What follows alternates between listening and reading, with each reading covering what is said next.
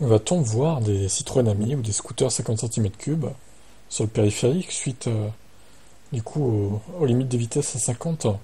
Et oui, c'est tombé, ça y est. Si le but est louable pour limiter la pollution atmosphérique et sonore, l'impact pour les franciliens et les professionnels du transport est simplement catastrophique. Et concernant les fameuses pollutions, on attend encore les études un peu plus sérieuses que celles communiquées à ce jour qui indiquent qu'une voiture fait plus de bruit et pollue plus à 70 qu'à 50.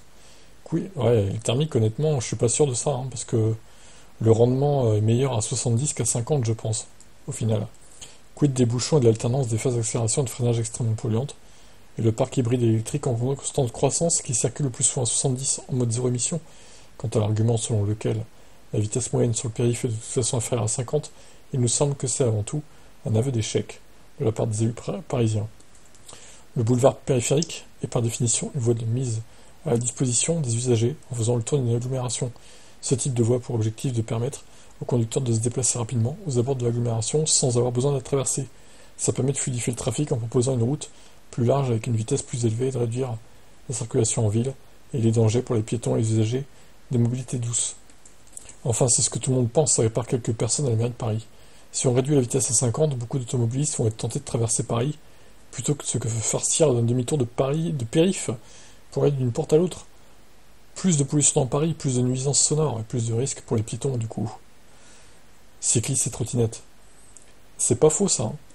Du coup, ça va encore plus encombrer la ville de Paris. Ça va peut-être désengorger le périph' du coup, mais bon. Supposons que la question des moyens de locomotion sans permis, un scooter électrique équivalent 50 cm3 du Citroën Ami ne pollue pas et peuvent parfaitement s'intégrer à un flot de circulation à 50. Pourquoi dans ce cas interdire le périph' alors qu'ils sont autorisés à circuler sur les routes nationales limitées à 110? L'argument du manque d'expérience et de formation tient la route, mais dans ce cas peut-être faudrait-il un peu plus qu'une formation bâclée avant de lâcher un jeune en scooter. L'argent nécessaire au remplacement des panneaux de limitation 70 par des panneaux 50 serait d'ailleurs mieux utilisé pour former les jeunes conducteurs. C'est un autre sujet. Manque d'expérience, ouais. C'est vrai qu'il y a beaucoup de... C'est un flot de circulation intense sur le périph'. Après, est-ce qu'il y aurait plus d'accidents avec des gens qui n'ont pas le permis et qui ont roulé sans permis? Je sais pas, honnêtement. Ça serait à tester, mais bon. De toute façon, ça va faire polémique tout ça, hein. Cette limitation à 50, là, je sens que ça va ruer dans les brancards. Allez, qu'est-ce que vous en pensez, vous?